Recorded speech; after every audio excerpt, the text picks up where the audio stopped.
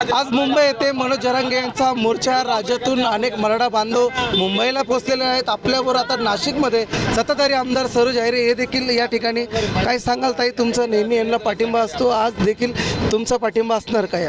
नक्कीच पाठिंबा देण्यासाठी, त्यांची सदिच्छा भेट घेण्यासाठी सर्व मराठा आंदोलकांचे मी इथे उपस्थित आहेत। त्यांनी काळजी घ्यावी हीच मी त्यांना एक बहीण म्हणून मला काळजी वाटली म्हणून मी इथे आहे। आणि मराठा आरक्षणाला माझा पाठिंबा कालही होता, आजही आहे आणि उद्याही राहील। कारण गोरगरीब जो मराठा बांधव आहे त्याला योग्य तो न्याय मिळावा आणि आरक्षणातून मी सुद्धा निवडून आलेली आहे, त्याच्यामुळे आरक्षणाचं महत्त्व मला माहीत आहे। तेच आरक्षण किंवा त्याच पद्धतीचं आरक्षण हे माझ्या गोरगरीब मराठा बांधवाला मिळावं, जेणेकरून त्याचं आयुष्य पुढे काम करताना, नोकरी करताना, शिक्षण घेताना ही सुख करवावं एवढीच इच्छा आहे। नाशिकमध्ये अनेक सत्ताधारी आमदार आहेत, आपण देखील सत्ताधारी आमदार आहात, आपण देखील पाठिंबा दिला, तर आपल्या पक्षप्रमुखांकडून काय आपल्याला काही माहिती मिळेल की आपला पाठिंबा आहे काय? नाही, कारण मनोज जरांगे आपल्या सत्ताधाऱ्याच्या विरोधात, त्यामुळे काय सांगणार? नाही, शेवटी कसं आहे, जो सत्तेत असेल त्याच्याकडे मागण्या मांडण्याचा प्रत्येकाला लोकशाही पद्धतीने अधिकार आहे।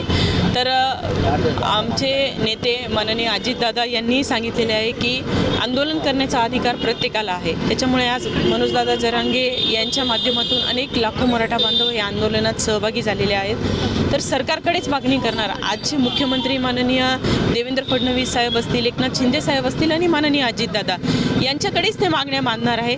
त्यांचं समाधान नाही झालं तर ते त्या पद्धतीने ॲग्रेसिव्ह होणार आहे, हे साहजिक आहे।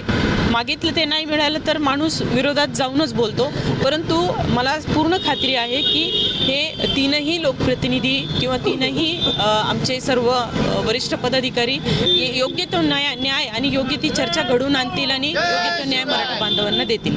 आपण मुंबईला जाणार आहात का? नाही, मुंबईला मी जाणार नाही आहे। आज फक्त सगळ्यांची सदिच्छा भेट घेण्यासाठी इथे आलेले आहे। योग्य वेळ येईल तेव्हा मुंबईला पण जायची तयारी आहे। पण सभागृहात हे देखील भूमिका मांडली होती, आपली भूमिका काय आताच याबाबत?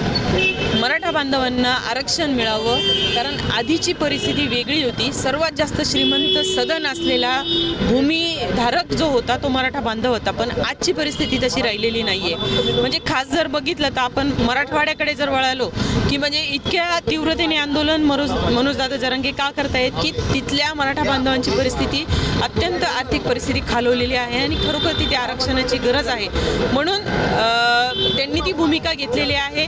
आणि मी तेच सांगते आहे की महामानव डॉक्टर बाबासाहेब आंबेडकरांनी लिहिलेल्या संविधानामध्ये सर्व तरतुदी आहेत, त्या संविधानाचा आधार घेऊन लोकशाही पद्धतीने आंदोलन करण्याचा प्रत्येकाला अधिकार आहे।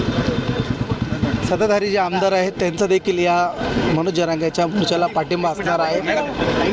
मराठी न्यूजवर प्रतिनिधी प्रकाश हिरवे नाशिक।